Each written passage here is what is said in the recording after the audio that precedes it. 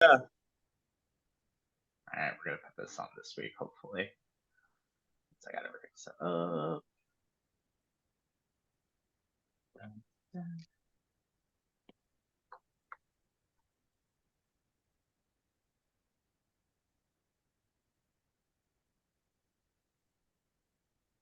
Ready? Give me a minute. It's not on there yet. Hi, world, by the way. Okay. Hello, world. How we doing? All right. Let's rock and roll. Good evening, everybody. And if these guys cut me off at any point tonight, I'm going to be like that ref that cut off Geno Smith last week when he was talking to him and says, guys, I'm talking to America here. So guess what? I'm talking to America right now, and I'm Stephen Rabinowitz. And I'm Jay Kaplan. I can't promise I'll let you talk uninterrupted to America, but I will try. And I'm Anthony Strait, and yeah, I'm just Anthony Strait tonight. I thought this was America, people. This is on the Sports Lines, the Hunt for October edition.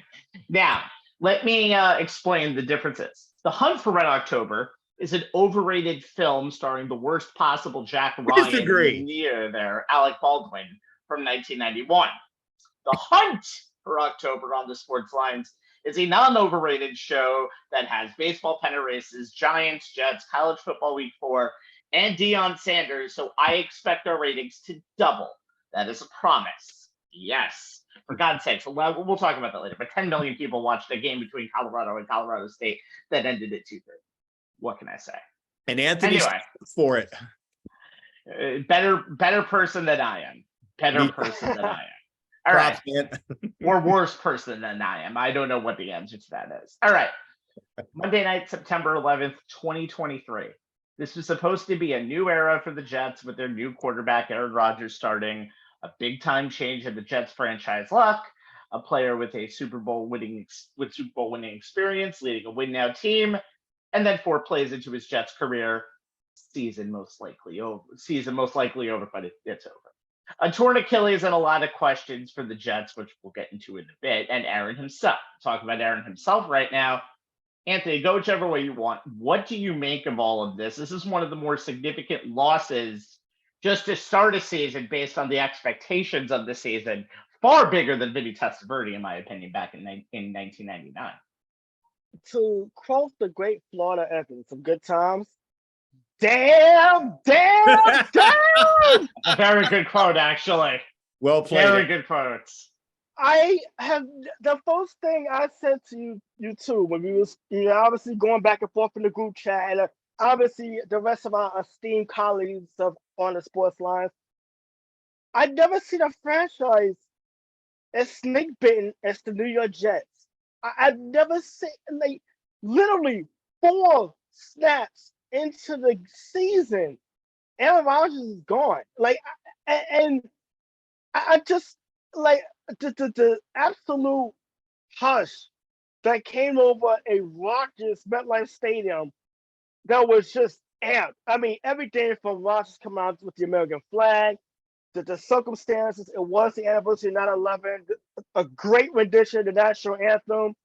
By the way, 22 million people watching the season premiere of Monday Night Football. And I know people hate to do it, but Joe Buck and Trademan was great on the call all night.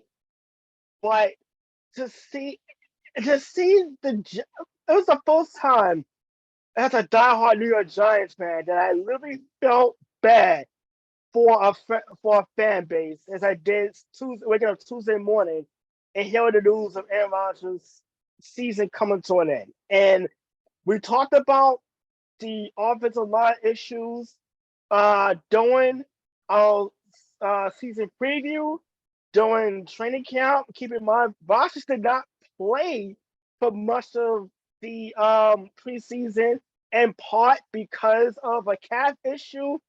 It gave me Kevin Durant flashbacks because that was almost similar to what happened with Kevin Durant in 2019. He was having issues with the calf, and then we saw in Game 5 against Toronto his Achilles tore completely.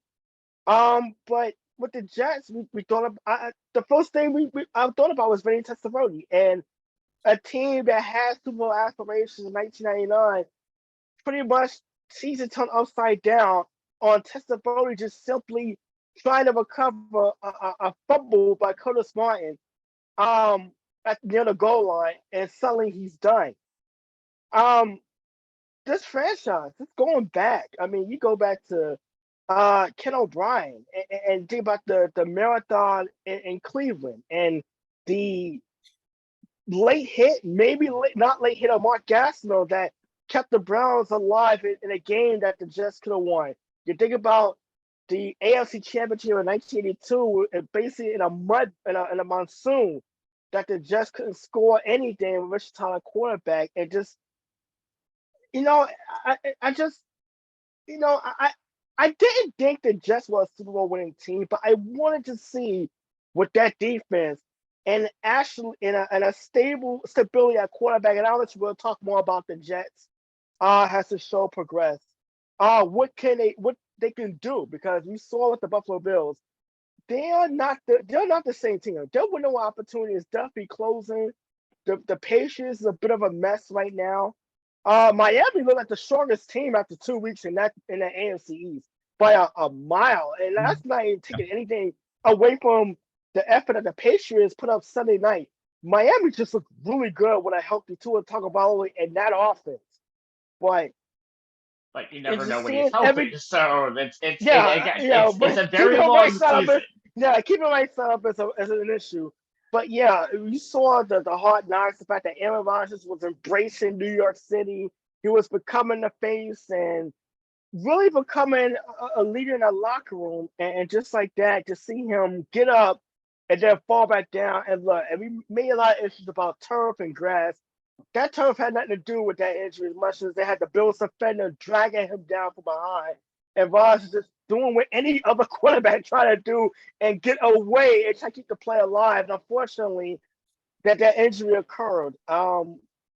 There's so many different things about this that's kind of funny. And one thing that kind of gets swept under the rug. Yeah, Rodgers, I wouldn't say an injury is your fault, but Rodgers did not know what to do with the ball in that situation. It's almost like he's not used to being rushed a little more than he was in Green Bay. And Mekhi Becton had a damn good game that night. What, Jay? You're telling me that the Jets all of a sudden on that one play, there was a lot of things I'm telling you that, stop now or you're going to ruin my angle. Okay, fair enough. And let's hit it right over to Jay. And I guess I'm kind of hitting it right to you what you're going with. Yeah. Let me just start with this. Like Anthony, I agree. Talk about going from the thrill of victory to the agony of defeat in almost a literal New York minute. I mean, Rodgers going down like that so early in the game. It's just the latest excruciating example of why Jets Nation feels like they can't have nice things. My sister literally texted those words out to a group chat that she has going with her husband and me and one of my brothers. They're all Jets fans. What I find interesting though, and this is kind of where I was going with the angle when I said don't spoil it for me, Rabbi, is what I find interesting is that on the play he was hurt on happened partially due to left tackle Dwayne Brown missing a cut block on Bills linebacker Leonard Floyd. Now, Rodgers has been very open about his distaste and dislike of cut blocks. Now, according to multiple team sources, Rodgers had previously expressed this distaste for plays involving offensive linemen cut blocking at the line of scrimmage when he joined the Jets. Now, D linemen will get back up quickly after being cut blocked, so there isn't much of a chance to extend the play, which forces Rodgers to get rid of the ball quickly rather than having time to improvise, which is something he likes to do. That distaste goes all the way back to his Green Bay days, according to offensive tackle David Bakhtiari, who was Rodgers' blindside protector for many years. And he said this to the Athletics' Matt Schneidman. Here's the quote. I blocked for Aaron for a decade. I've gotten a lot of SHIT from him about cutting, and pretty much the rule of thumb, at least working with him, is you don't cut unless Aaron says so in the huddle or at the line of scrimmage. And that's no dig at Aaron. When people were defending and saying that that's what they're supposed to do, I was like, well, clearly there's miscommunication, because if your coach is telling you to do that, then he doesn't know Aaron. And I know for a fact, Aaron definitely has probably brought it up. So I'm like, You're not all on the same page. Again, that's not the reason why the sack happened. There are so many other factors, end quote. And, here's the other thing about that. New Jets offensive line coach Keith Carter, who also doubles as the run game coordinator, has a reputation for using cut blocks more frequently than most in the NFL offensive line coaches, which would seem to put him at odds with Rodgers philosophically. The Jets also run a lot of quick game in their passing offense, which means it's built into offensive coordinator Nathaniel Hackett's scheme. So Rodgers would be well aware of what that entails. So what's interesting about the play that Rodgers was hurt on is that since it came within the first 15 to 20 plays, that meant it was scripted. So he had to be aware the cut block was part of the play, right? Internally, the Jets coaching staff stands by the usage of cut blocks, even if they didn't work according to plan on the play Rodgers was hurt on. And even if, as it would seem, that Rodgers has a supposedly well-known dislike of them. The coaching staff apparently views the cut block as an effective technique to slow down pass rushers coming off the edge, like Leonard Floyd. Supposedly, they only use it sparingly and only on plays that are expected to include a quick pass to help their offensive tackles. Okay, fine. But even if Rodgers' injury didn't happen because of the cut block, all of the above does make it more annoying for Jet fans. Now, Jets head coach Robert Saleh did say after the game that on the play where Rodgers got hurt, that play was extended further than the timing of the play was supposed to be. That means Rodgers held onto the ball too long instead of releasing it quickly, as the play was likely intended to be executed. Again, things that make it all more annoying for Jets fans. Now, look, as for all the Rodgers could be back this year talk, let's slow our roll on that, okay? Yes, the procedure done by his surgeon has helped athletes return sooner from this type of Achilles injury, but let's keep some perspective here. The athlete that's being used as the comparison for both the procedure and the return to action is Rams running back Cam Akers. Akers' surgery in 2021, which was performed by the same surgeon, was done using the internal bracing technique, which has shown to speed up recovery and get the patient into physical rehab sooner. Yes, Akers returned to action 5.5 months after surgery, but let's remember, Akers was 22 at the time. Rodgers will be 40. I can appreciate the hope that Rodgers' comments have given Jets fan. I wouldn't want to go out like this either. And for their sake, I hope he's back under center by the time training camp rolls around next year. But I wouldn't bet the farm on it happening any sooner. And ironically enough, Akers didn't do a lot in LA, enough that he got traded today to Minnesota for a 6th round draft pick. So that just literally happened less than a few hours ago. They get rid of Dalvin Cook and replace him with Cam Akers. Well, they were trying to do. Well, there's a lot of stories, but that's another story for another time. I have more rushing yards than the Vikings, so they're just trying anything right now. The Jets didn't have more rushing yards than the Vikings. Yeah, Anthony, that may be, but I'm sorry, fantasy football fans, y'all need to back up off Alexander Mattison, okay?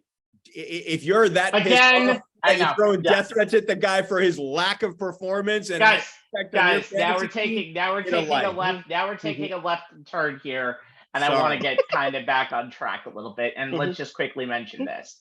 The Jets were in a 1 to 2 year situation anyway, and now it's just become a 1 year situation. And they're almost in a damned if you do, damned if you don't situation. If Zach Wilson, by some miracle, has a good season, and I'm not kidding, I just don't see any future with him. Rabbi, what's the bar for good as it equates to Zach Wilson's season? Do we have a bar? That would be it would be probably as low as a small cat could fit under it. That's the bar. Gotcha. But if he does anything that resembles a franchise quarterback, then you have a decision to make, because you're not leaving Aaron Rodgers on the bench next year. And Robert Saleh said he doesn't think Rodgers is done, or he wishes that Rodgers wasn't done, but he might be done before Rodgers ever actually comes back. And if he's terrible, you don't really have a lot of options. You're going to have to go into the trade market, because this was a win now team, and there's nothing to build on. And once this just endless cycle of Jets continues to go on, this is what happens. And it shows that sometimes you're able to build a contender and build a franchise quarterback, kind of like the 49ers have done, whether it be on accident or not with Brock Purdy. And sometimes you spend your money on a guy like Zach Wilson and you get this. I don't know what'll happen with Aaron Rodgers' career going forward. I don't expect the best, considering the bigger injuries in his career have happened now. when he was pretty much healthy throughout most of his late 30s. And so I don't ever expect Aaron Rodgers to be the same person. And wouldn't it just be a kick of the ass for Jets fans for Rodgers to never throw a pass with the organization? That is a possibility if Rodgers does change his mind and decides to retire. By the way, he's still going to be talking all year, and I'm sure Jets fans are not going to be happy that what they have longing is going to be on the Pat McAfee show every Friday and not starting to quarterback of them every Sunday. Well, that may be, but Rabbi, I know Ant and I will be looking for that cat video you're going to send out showing the bar. Oh, I can make it myself. That's right. Yeah, I can just make it myself. So I'm saying. All right. Now we'll come back to the current JETS in a moment, but we start with the Giants because do you really want to start a good football segment with Zach Wilson? Yeah, I thought so. No. Anyway, the New York Giants fans need therapy. Lots and lots of therapy. Trust me, I know. I've already been at least twice. After being down at the half 20-0, and that's a 60-0 streak unanswered to start the season, something that hadn't happened in 40 plus years. I know the Steelers were the last team to not score for the first 3 quarters in 1989, but a 60-0 streak to begin the season. The Giants then put together an amazing 18 minutes of football to turn 28-7 Cardinals into 31-28 Giants. Now, after the largest comeback in franchise history, surprise! Here comes one of the best teams in the league, the San Francisco 49ers. Oh, no. You go to the San Francisco 49ers on the road Thursday night. Yikes, nice present, really nice. Anyway, Jay, give me a positive from this game to take over into the Bay, Levi Stadium, the big toaster or whatever they call that thing. I'm going to take a guess which half this positive is coming from. Yeah, it's the second half of play of the offense led by Daniel Jones. You kind of alluded to it, Rob. Talk about a tale of two halves. The G-men in the Valley of the Sun. They couldn't have started any worse. Like you said, going down 20-0 through those first 2 quarters, increasing that point differential to -60 after getting shellacked 40-0 in week 1 by Dallas. Nor could they have finished any better. Overcoming a 21-point second half deficit, outscoring Arizona 31-8 over the last 2 quarters to come away with a much needed win. Now, how crazy was this comeback? Check this out. The Giants' last comeback win from a 20-plus point deficit, November 19th, 1950 on the road against the Baltimore Colts. Per True Media, the Giants entered the day 0-50 in this century in games that it trailed by at least 21 points in the second half. And per StatHead, the Giants hadn't overcome a 21-point second half deficit to win a game since October 30th, 1949 against the Chicago Cardinals. In that game, they trailed 28-7 in the third quarter and rallied to win 41-38. Here are a few more numbers for you. Giants' first 6 quarters, all 4 against Dallas, first half against the Cardinals, versus the last 2 quarters, meaning the second half against the Cardinals. Total yards, 305, 361. Rush yards, 133, 102. Pass yards, 172, 259. Touchdowns, 0-4. Turnovers, flip it, 4-0. Punts, 6-0. Points, 0-31 after being outscored 60-0 through the first 6 quarters of the season. Giants scored on all 5 of their second half possessions against Arizona. And of course, as Daniel Jones goes, so goes the offense. His numbers are a microcosm of that tale of two halves against the Cardinals. First half, he was 9-16 for 62 yards, 0 scores, 1 pick, 1 carry, 1 yard rushing. Second half, 17 of 21, 259 yards, 2 scores, no picks, 8 carries, 58 yards on the ground, 1 TD. The Giants were a completely different offensive unit in the second half, starting with Jones, who looked way more in sync with his receivers. First play of the third quarter, he goes deep, connects with rookie wide receiver Jalen Hyatt on a 58-yard bomb. The opening drive was just 3 plays, ending with Jones making the Cardinals pay with his legs for overcommitting on running back Saquon Barkley on his zone read run play, keeping the ball, scoring a 14-yard TD to get the Giants on the board 1 minute and 17 seconds into the second half.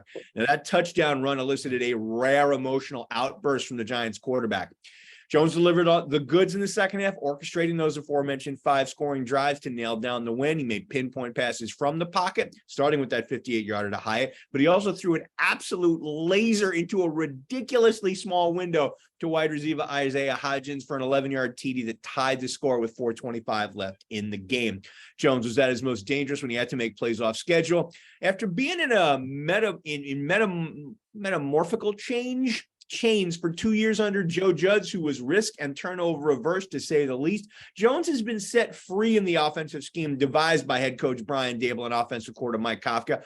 And he's rediscovered the playmaking ability we got glimpses of during his rookie season. Rabbi, you texted me during the day saying what you saw in the second half reminded you of the Tampa Bay game from his rookie season. And I exactly like it almost. Yeah. Almost exactly like it. So here's an example. He rolled right to avoid pressure on the first play of a fourth quarter possession, hit Darius Slayton for a 15-yard gain to get the Giants rolling on a touchdown drive that closed the gap to 28-21. Later, he made a Cardinals pay with his leg once again. Big play, 13-yard scramble on 3rd and 12 to extend the Giants' second touchdown drive in the second half, and he had a 15-yard run to get the tying scoring drive going. The play calling didn't seem to change drastically in the second half. The execution did, to be sure, which was huge, but there was one schematic change that I noticed, as did a few others. After running just 2 plays, a 6-yard pass and a 2-yard run in the first half out of 12 personnel, 2 tight ends, 2 wide receivers, they used that personnel grouping on 11 plays in the second half, 7 passes, 4 runs. Jones was 6 of 7 for 160 yards, that 22.9 yards per attempt on pass plays, and the team picked up 29 yards on 4 runs, 4.1 a carry. Using 12 personnel with Daniel Bellinger as the second TE alongside Darren Waller, who had 6 catches for 76 yards. That makes selling the run on play action passes more convincing, and the extra tight end helps out in pass protection. It was the textbook blueprint to create chunk plays on Sunday as Jones completed passes of 25, 29, 31, and 58 yards in the second half out of that formation. The offense we saw in the second half was the offense we've been expecting to see. Have they turned a corner? Can they keep that going? With the way Wink Martindale's defense has struggled out of the gate, 68 points allowed while not registering a sack or a turnover, the offense may need to keep something close to that level of play if the Giants are to have a chance at building on last year's success. But as you noted, Rabbi, the 49ers are going to be a lot tougher a task to do that against than the Arizona Cardinals. And you're not matching points with the San Francisco 49ers like you did the Arizona Cardinals last week. There's a lot of weird things that can happen on the 4 to 5 day rest scenario, but a lot of things need to go right on Thursday night, and I don't think I'm being a genius to say anything in that. But especially since Barkley's out. Yeah, and if you see an encouraging performance by Daniel Jones, win or lose, again, a guy with a very, very, very suspect primetime record, only winning 1 game in his entire career in primetime, that could be a good sign. This could be one of those we'll see what happens type games, and expect for the worst but hope for the best. All right, Anthony, give me a negative that needs fixing, and I can also guess which half this is from. Oh man, this is definitely the defense. And think of it like this: the Giants' defense, which is particularly the run defense, which is a sore spot last year. Oh my 2 games God, have not looked bad. And by the way, that touchdown run by Dobbs when he ran over McKinney to get into the end zone was like a microcosm of the Giants playing seven back. He played 8 quarters of football. 7 of them probably forgetful if you're a defensive player. They've given up 68 points in 2 games, which is dead last in the league. They don't have a sack. They haven't forced a turnover. They're 26th in the league in rushing yards allowed. The 25th in yards allowed per rush. That's 4.6 per attempt. Teams has run the ball 51% of the time against the Giants. By the way, they had 12 missed tackles on Sunday against Arizona. And we saw when trying to tackle Connor, they just could not. James Conner, they just could not bring him down for much of that game. The pass coverage hasn't been horrendous. They're the 28th in yards allowed per completion. That's 10.9 yards per completion. And last year, they were 31. They were 31st in the league in stopping the run. And it certainly has not gotten any better. And when you look at the Giants defense, I think I texted you guys saying that I think Rick Martindale should not blitz so much. But here's the thing. He's only done up a blitz 14% of the time in 2 games. So he hasn't really set the house. Right, which is his trademark. Which is his trademark. Like last year, it was a league high 39%, only 14 this time around. Kevon Thibodeau has expressed frustration and how he's been used. He's been back into coverage. What is that? Yeah, Ojulari is hurt yet again. Isaiah Simmons has only rushed the quarterback 9 times in 2 games, which is like, why did you bring him over in the first place? And the fact that now you're dealing with, and I don't want to steal your angle, obviously, Rabbi, but now you're dealing with a 49er team that's pretty loaded on offense and got a guy in the backfield that has been very elusive his whole career. So the Giants is going to have to figure something out. And it starts with the fundamentals. Tackling. I mean, 12 missed tackles. You think about this. Last year, give me just a second. I got to find my stats. McFadden by himself had 4 missed tackles. He had 4 off last year. And that just tell you that there's a lot going on with this team. And that's just scheming. It's just doing the simple things. It's blown assignments in the secondary. We've seen that. It's mental mistakes. I mean, they kept a couple of Cardinal drives alive that resulted in points. A late hit, a pass interference penalty that kept them on the field. They can't get off the field on 3rd downs. The only thing that saved the Giants really, as far as I come at concern, was the fact that they did tighten up in the 4th quarter and were able to force the Cardinals into some more 3rd and long situations, aided in part by the Cardinals with their own self-inflicted wounds. You saw a couple of false start penalties, a couple of an offensive pass interference I was called too. So the Cardinals helped the Giants defense out in the 4th quarter, but the Giants defense, let's be honest, they've been really bad through 2 games. And it took a young, inexperienced Cardinal team to kind of help them out as far as that come from behind victory. But they're going to have to play a heck of a lot better. I mentioned the 2007 Giants team that got out to a bad start, a game of 81 points in 2 games. I'm like this. Yeah, but you'll probably go and watch the film from that season. Has a little bit of inspiration that maybe can turn it around a little bit. They didn't have a Thursday night football game, though, as the 3rd game of their season, though. But luckily, getting to 1-1. And by the way, our Joseph Faro was actually in Arizona this past week, and he saw 2 varsity football teams, Arizona State and the Arizona Cardinals, in a 24-hour span. The fall starts actually kind of hurt the Arizona Cardinals because of the Pro Giants crowd, because, again, it's the Arizona Cardinals, and they are one of the worst teams. That was a very big Pro Giants crowd. This is a very big stadium, by the this way. is a fact. I gotta tell you, that was a lot of Giants fans. I was surprised at how many Giants fans were in that stadium. They were loud. A lot of transplants in that area. Led by my guy, the license plate guy. You know what? He led the way. Stick up license plate guy already. And I don't know. Giants license plate guy, Jets fireman Ed. I don't know. Who do you go with, guys? No.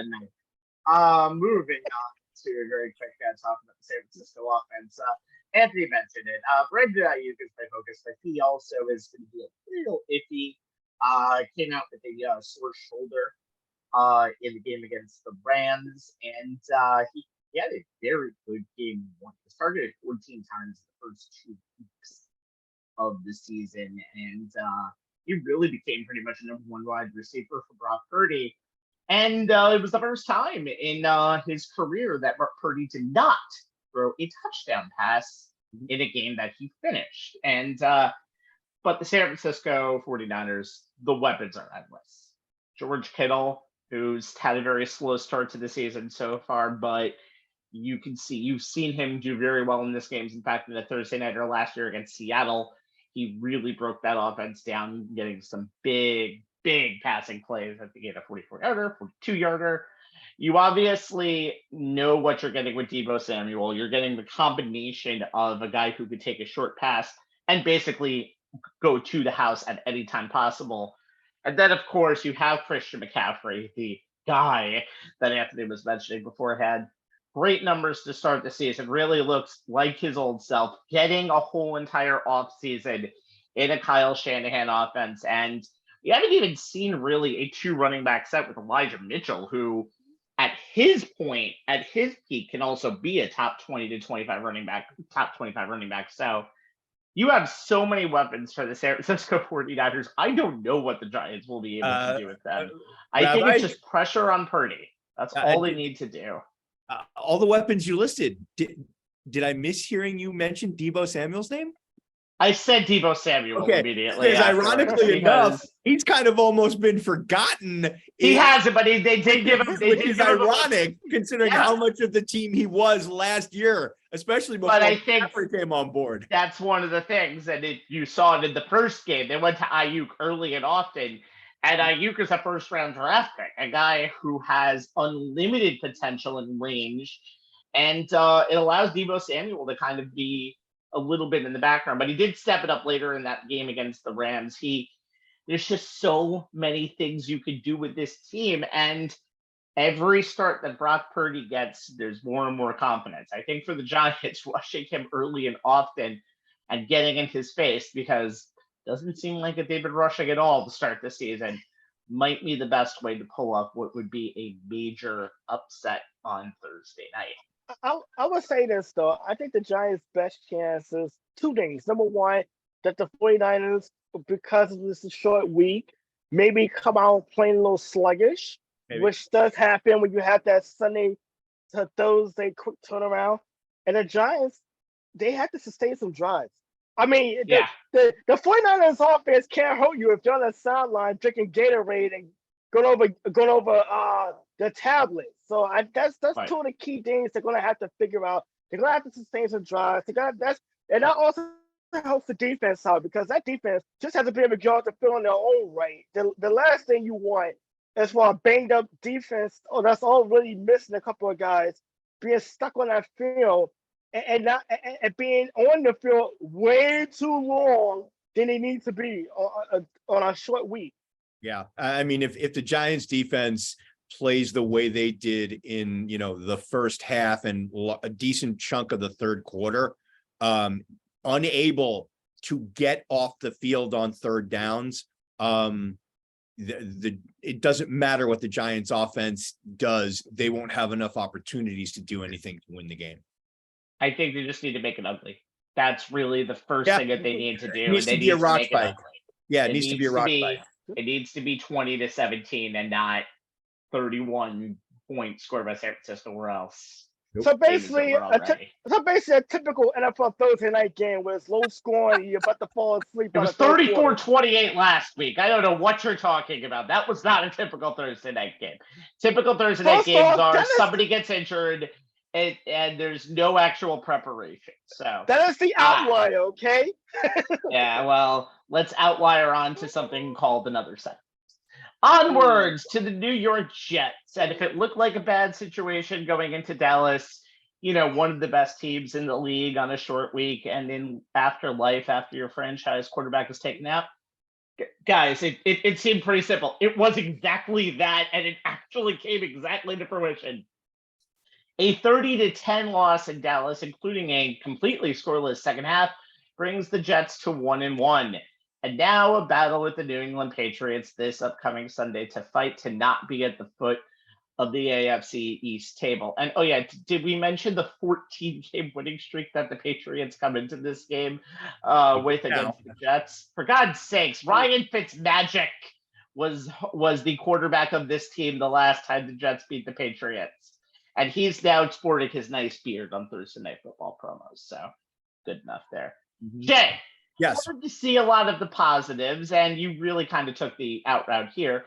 But take something from week 2 that can be built on in week 3, or just say something nice about the Jets from week 2. That's really I'll see what I can do. But before I do, Rabbi, as I told you when we talked over the weekend, my 2 suicide picks for this past week were the Giants, and man, was I white knuckling at that game, and Dallas. So 2 for 2 for me. So how about that?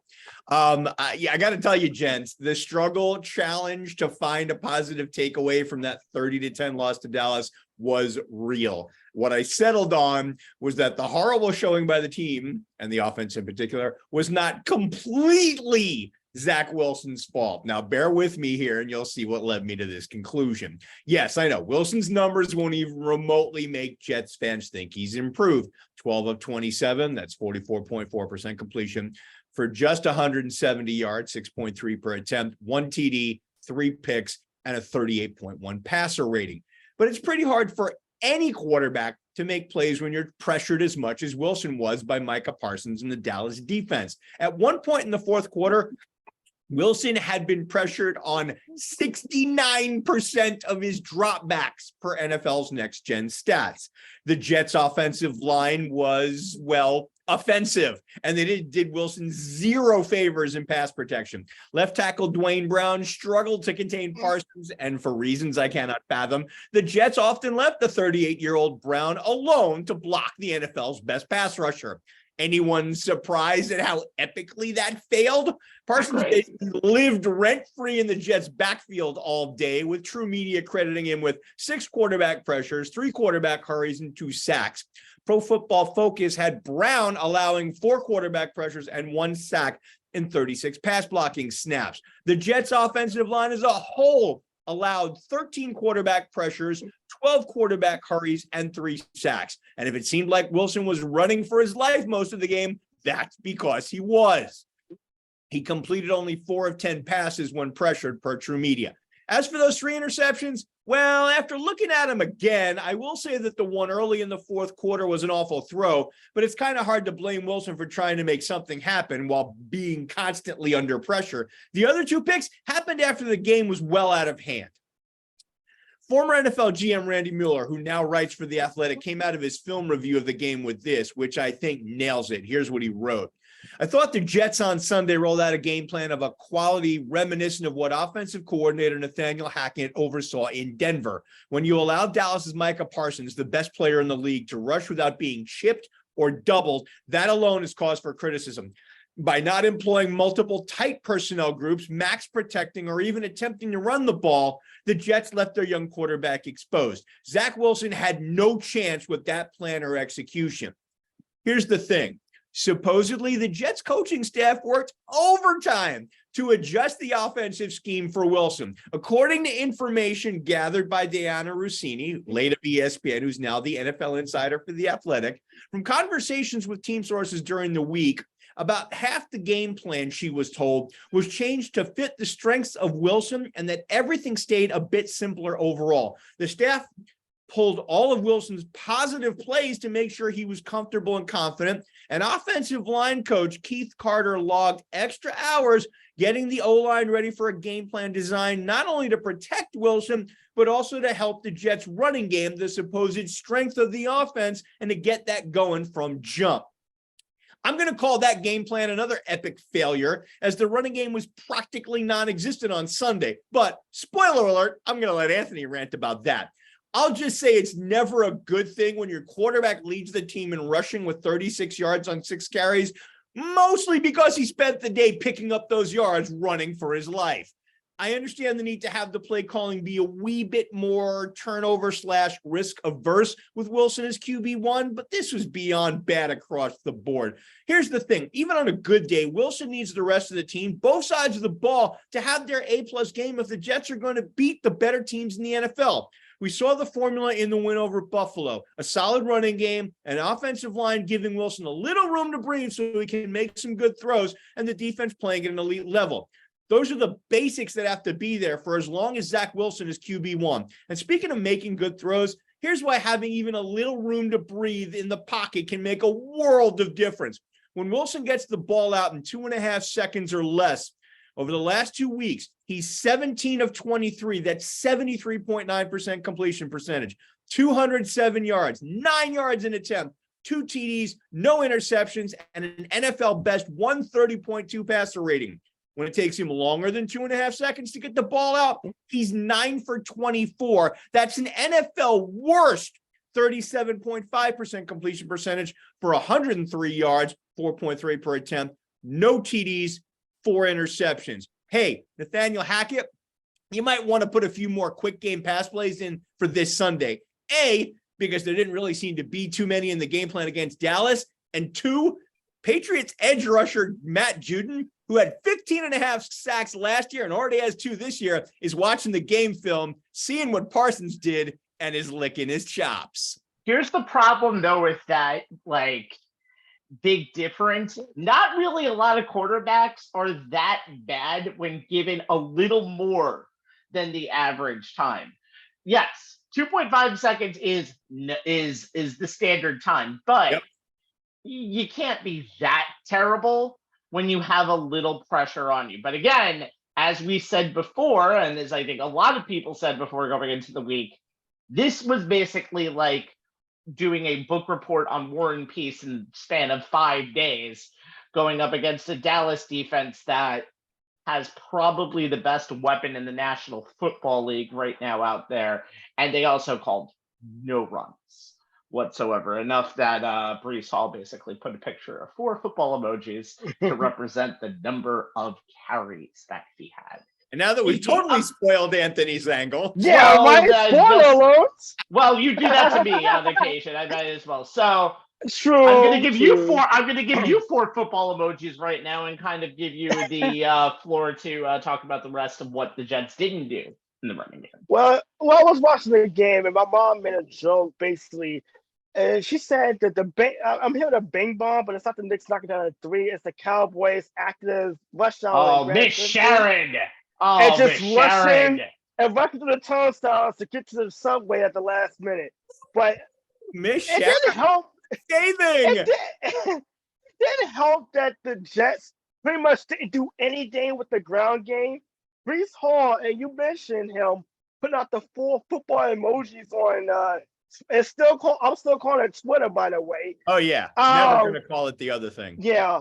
4 rushes for 9 yards. This is after he had 10 carries for 127, a couple of big runs in that Jets Monday night win against Buffalo. Dalvin Cook, let's grant it, he really did not play at all. He was a free agent for much of the preseason. Who knows if he's even still working his way into football shape. He had 4 carries for 7 yards, a fumble on top of that. And the Jets, by the way, it didn't help the Jets with 1 for 10 on third down. But the Cowboys, they pretty much dared the Jets to throw the football. I call it, it's the trickle down effect of losing Aaron Rodgers. And they stacked the box with 8 men, 8 defenders, sometimes 7. They did 8 defenders 28% of the time on a Jets rushing attempts. They had 7, which is pretty much the front 7 on 44% of the time, and pretty much dared Zach Wilson to be an NFL level quarterback and complete some passes. And unfortunately, that wasn't working. As Jay mentioned with the game plan, 18 combined rushes against those fronts for 42 yards. Zach Wilson, they have 64 total, and you mentioned Zach Wilson had 36. Most of those came on the drive that set up the field goal at the end of the first half because he had to run for dear life. Look, this is going to be the Jets situation throughout the rest of the season. Nobody, and you look at the talk, the sports talk radio and on TV. No one has any confidence in Zach Wilson beating them, and the NFL teams are going to be expressing that as well. They're going to continue to stack the box with 7, 8-man fronts, but the Jets, I feel like they went away from the ground game perhaps prematurely. It was still a contest. Going into the fourth quarter, and the Jets, for whatever reason, were away from the run. And that may have actually helped Zach Wilson open up the passing game a little bit as far as getting defenders to be a little more honest and to back off the line of scrimmage. But more importantly, to give his defense a break. that defense was they just could not get, they were on the field too long. And even a defense against the Jets is going to eventually break after spending 3.5 quarters just bending and trying to at least stay in the game. But the offensive game plan has got to be, they have to stay committed to the running game, because that was the formula to the victory against the Buffalo Bills. It's going to have to be the formula moving forward, obviously with Zach Wilson, and allowing Zach Wilson to pick and choose his opportunities downfield. But it's going to have to be giving the ball more to Breece Hall, because he's clearly your home run guy. Maybe giving Dalvin Cook some touches, and as far as being able to be a change of pace back, because clearly right now he is not the Dalvin Cook we saw in Minnesota when he was a Pro Bowler and a guy running for 1,400 yards per season. And the Daniel Hackett is going to have to figure something out. I mean, we cannot have Russell Wilson, Denver Broncos 2.0, as far as a game plan week after week where you're just getting nothing from the offense. The Jets are in a quagmire right now. And this is, like I said, the Aaron Rodgers effect. So much was right on Rodgers being the quarterback and the difference maker to an already solid defense and a solid ground game. Now you don't have that, and you're back to being the 2022 New York Jets, basically, and hoping you get any kind of competent play from quarterback to go with a running game and a defense to hope you get you further along. But look at it like this: the Jets cannot afford to fall behind more than one score. They're wounded duck pretty much. That's kind of not a good thing to say about any football team, by the way, especially in today's NFL, that you need to be from ahead, or or the chances go down to pretty much 0 to 5% that you win that game. Okay. New England has an interesting dilemma. I want to talk about the guy who I was going to talk about, Ramondre Stevenson. Had a very good game in New York last year. 16 attempts for 71 yards rushing, but also had 7 catches for 72 yards receiving. This is a guy that last year had multiple games with 5+ catches and was probably one of the top 10 backs in the league, and is still one of the best options that you can have out there for the Patriots running wise in a long, long time. He had 6 catches for 64 yards in his first game this year against Philadelphia. They didn't really do a lot on Sunday Night Football last week against Miami. And that's going to be interesting, because this is an interesting team to me in the Patriots. They've had 2 games lost in a row on overturned ref reviews, which is kind of interesting to see, and games that they were pretty much down to the wire on. And one thing I'm looking forward to seeing, is I think Mac Jones is going to be very much improved in a Bill O'Brien offense. And one thing that I want to see on Sunday is, can they keep him? I think a Bill O'Brien no-huddle type offense might be the cure for Mac Jones, because you saw Mac Jones not feeling comfortable under center a lot, but when he went to the 2-minute drill, he was outstanding. And that's something I think the Jets need to worry about more, because their defense did not look great last week on many different occasions. After the Garrett Wilson touchdown, which brought the Jets back in the game, they went and just gave up another score down the field. You can't do that if you're supposedly one of the all-time defenses, as many of the players have said they were going to be this year. So New England presents a different type of opponent for the Jets, and it shows one that can be a little more balanced, having some good wide receivers finally to complement Ramondre Stevenson, and is a team that all the pressure is on the world to beat because of the 14 consecutive times you've lost to them. This is an important game for the whole entire organization and Zach Wilson, and could, in my opinion, determine the direction of what this Jets season is. Is this Jets team going to be a merry-go-round at quarterback all season while they try to find their footing? Or is Zach Wilson going to have a little sense of stability in what is essentially right now his, I want to say, 10th chance as quarterback? Because that's what you have right now with Zach Wilson, somebody who is pretty much on his last breath probably as an NFL starter if this doesn't work out. Going to be very interesting to see Sunday. I never call a game like this in week 3 a pivotal game for a season, but I think this is it. For both teams, considering Belichick and a Belichick team starting to go with 3 almost seems unfathomable, but the Jets need this just as much, even probably more than the Pats do. I was basically telling my brother earlier because he came over for a visit. I was saying that the Jets are pretty much the team you saw in Varsity Blues when the star quarterback goes down and James Vanderbeek's character, who wasn't expected to play at all, is on the sideline reading a textbook and suddenly he's thrown into the game. Yeah, that's the Jets right now. Except Zach Wilson doesn't have Vanderbeek's talent or John Bart coaching him right now or Billy Bob coaching for him. But the Jets are going to have to figure something out because they can't let Aaron Rodgers going down be the end of their season when you still got enough tools to possibly make a run at an AFC wildcard. I don't want your life, Jet fans. I don't want your life. All right. When the clock strikes late night on Sunday, October the 1st, we will know the 12 teams invited to the MLB's October postseason party. Some teams just want to just have an invite to the wild card series that will start the Tuesday right after on October the 3rd. And others do not want to be invited to the wild card bar mitzvah.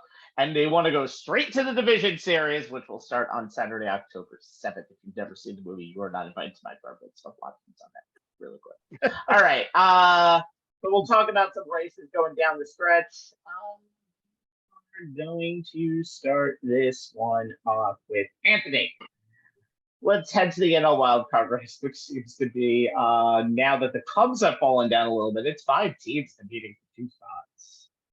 Yeah, 5 teams. So anybody wants to make the playoffs? Anybody? Anyone? Nope. Any takers? Okay, I'll give you 3 games. I'll give you 3 games over 500. 3 games. Yeah, we don't want much. Just let this go on a little while longer. Look, the team right now that's actually the hottest are the Diamondbacks, and they're a team that struggled in the second half of the season to fall out of first place when they were at the All-Star break to basically fight for a playoff berth. But they're coming off sweeping 3 games from the Cubs, and this is after taking 3 or 4 from Wrigley just a week and a half ago. So they're obviously the team that's playing the hottest, coming in tonight with a winning streak of 4. I think they won again today. I have to double check. But they come in. They did, by the way, 7-1. They did win 7-1. Okay, so now they're a 5-game winning streak. They got they had Zach Gallen, Merrill Kelly, the 2 best starters lined up to pitch. Obviously, they're in the midst of a big 3-game series against the Giants, who are one of the other teams on the right now, the 5th team, but the least likely team that's with the lowest odds to get in. You at mentioned 500 now, by the way. Yeah. You mentioned the Cubs, who play so well to get themselves back into the wild card chase, and now they've stumbled. And you would think with a run differential of plus 86, they'd be the first place team cruising to a division title, not the Milwaukee Brewers, who are pretty much going to cakewalk their way into the division title in the 3 seed. But the Cubs have not played well down the stretch. They've lost 7 of their last 10 games, including their something over the weekend.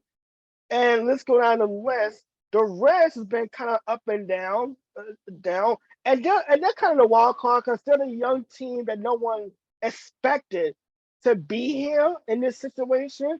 But they're one of the more exciting teams. And by the way, who don't want to see Ellie De La Cruz playing on the national spotlight in a possible postseason game? Postseason series. The Marlins just lost 2 or 3 to the Mets. Now keep this in mind. Exactly 1 year ago, the roles were reversed, and the Marlins were part of the reason the Mets fell apart and lost the division to the Atlanta Braves going down the stretch. And in fact, it was the Marlins who actually beat the Mets 2 out of 3 that set up that 3-game series in Atlanta, which the Mets ended up getting swept. Just keep that in mind. The Mets were in a Escobar big game away from being swept and going into that series down one game.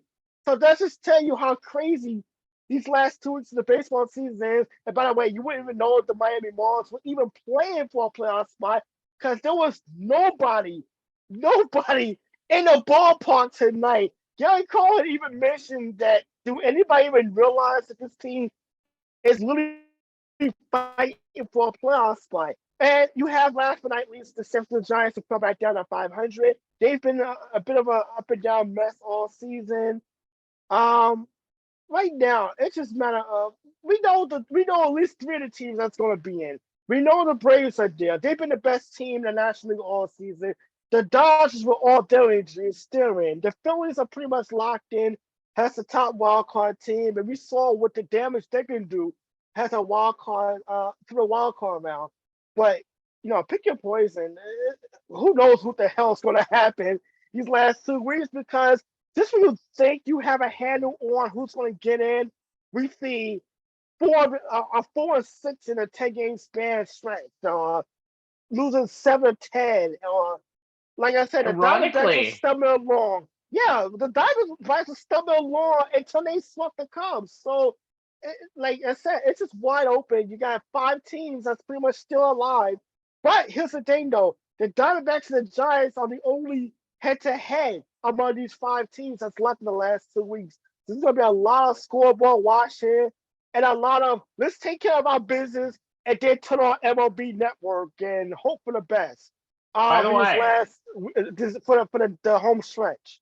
By the way, how about the Mets going 6-4 in a stretch against 3 of those teams, Arizona, Cincinnati, and Miami. And Arizona's 5-game winning streak ended. The last loss they've had was 3 in a row in Citi Field. So the Mets playing the spoilers this year that everyone played against them a year ago. By the way, I was at one of those games and it's guaranteed me finish above 500 for the 5th year in a row. So hooray for me. I'm the Mike Tomlin.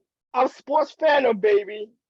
That's you have a better offense than Mike Tomlin, that's right. But that's nothing. Oh, neither here nor there. So, anyway, Jay, let's talk about winners. Speaking of Mike Tomlin, let's talk about winners. The battle of mediocrity in the NL.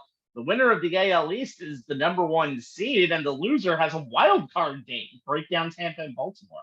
Yeah, I know that both teams are essentially in the postseason, but the AL East is still up for grabs for both teams. The Orioles have a 2-game lead as of coming into tonight's games, so both very much have something to play for.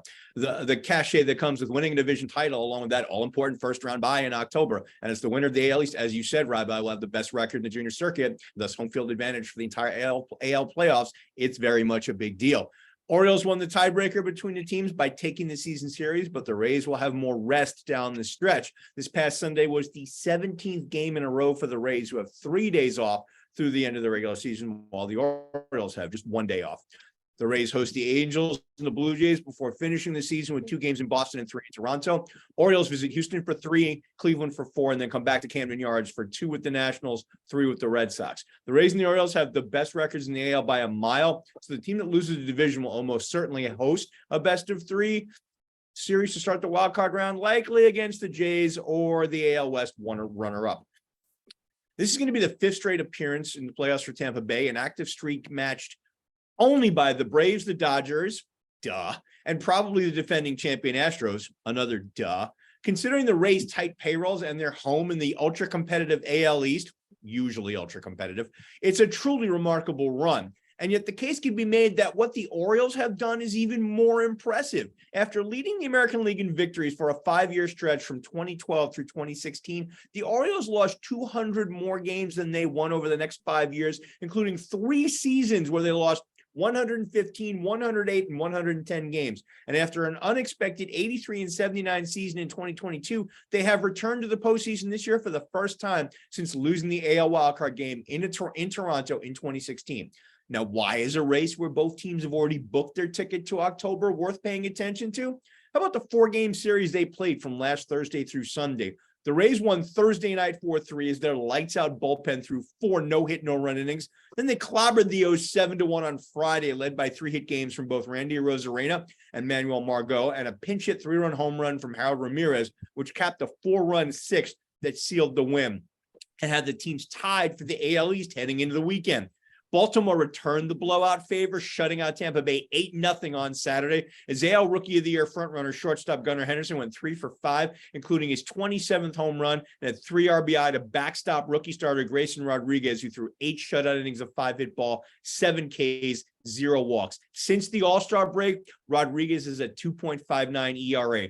Saturday broke a streak of 36 consecutive innings by the Rays bullpen without allowing an earned run. Sunday was a pure gut check performance by the Orioles, who came from behind to tie the game in the bottom of the ninth to send it to extras, then tie it again in the bottom of the 10th to stay alive, to finally walking off with the win in the bottom of the 11th. Catcher Adley Rutschman led the way for the Orioles, 2 for 5, 2 RBI, 2 runs scored. He doubled in the first, hit his 19th home run of the year in the 8th, and got a 2-out game-tying single in the 10th. Then, as the zombie runner, Rutschman scored the winning run on a sac fly by Cedric Mullins, center fielder Cedric Mullins, in the 11th. Both teams are going to be tough to beat in the playoffs. The Rays win the games they're supposed to win. 69-4 coming into this week. When leading after 7 innings, their bullpen is 5th in the AL and ERA. They have a roster of depth to create matchup advantages, but also everyday stars with power and speed. And despite losing 3 starters to injury this season, along with closer Shane McClanahan, Rabbi, I looked up how to spell that correctly, Tampa Bay still has a dependable trio in Tyler Glasnow, Zach Alfin, and Aaron Savali. Their offense is nothing to sneeze at. 7 of the 9 regulars have at least 17 homers and at least 56 RBI. 8 of the 9 have an OPS of 761 or better, 4 are above 800.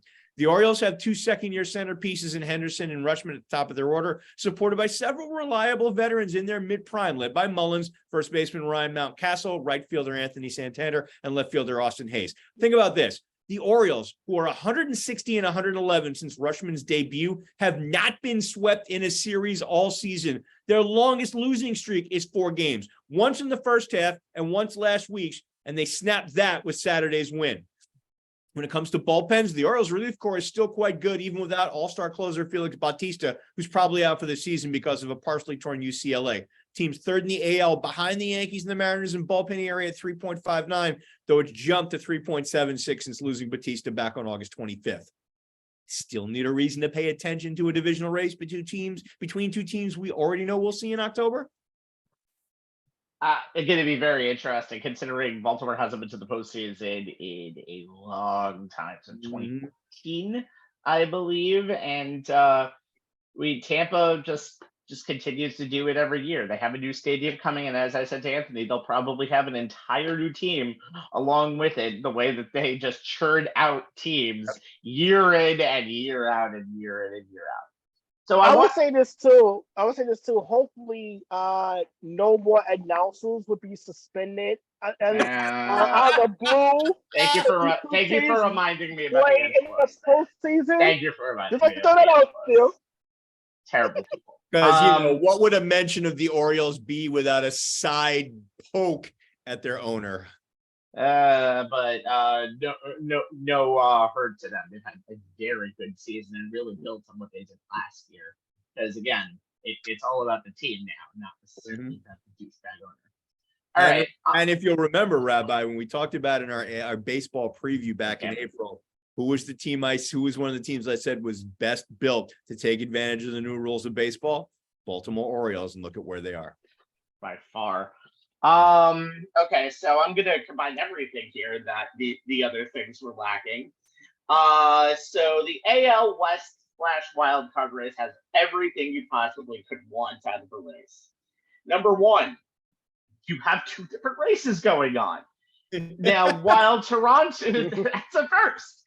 Well, while Houston, Seattle, and Texas are both battling for the AL West, and likely, unless the Twins can kind of gain 3.5 games in the next 1.5 weeks, they're going to be the AL Central champion. The winner of this doesn't even have to go through the wild card series. Right now, this is a clusterfuck. Houston, 85-68. Seattle, 84-68. Texas, 84-68. Oh, yeah. And don't forget Toronto, who just wants to be invited to the postseason dance. And so, because out of Seattle, Texas, and Toronto, and Houston, you probably are going to have a team that has 90 wins not make the postseason in the wild card round. For God's sakes, in the NL, that's considered probably being a number 2 seed behind the Atlanta Braves at this rate, considering you're going to have an 83 or 84 win team in the postseason. Not here. The ALS has been very solid the entire year. This is not the greatest year for Houston. They've had injuries to Loris as the season has gone on, but the talent that they have has led the defending World Series champions to have a very solid 85-68 record and holding strong pretty much in the spot all year once Texas started to falter in July and August from being a pretty much world beater who was competing with Tampa Bay and Baltimore for the best record to now fighting for the division.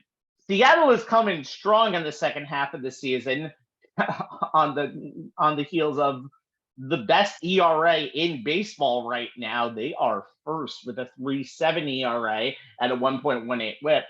Batting average and runs are kind of mediocre, but you have Luis Castillo on the mound, who is a very possible Cy Young contender right now. Good pickup from Cincinnati. And Seattle, who has been crazed ever since they made the playoffs last year, has a good shot at making it again. Texas, while they've had their ups and downs, Max Scherzer being lost for the season. Sorry, I think you knew buyer beware on that one. Texas is still very much in it, as they've kind of leveled off. They've pretty much been a 500 team since their kind of rocky July and August, and now they're 84-68. And every time you think they're out, they get pulled right back in.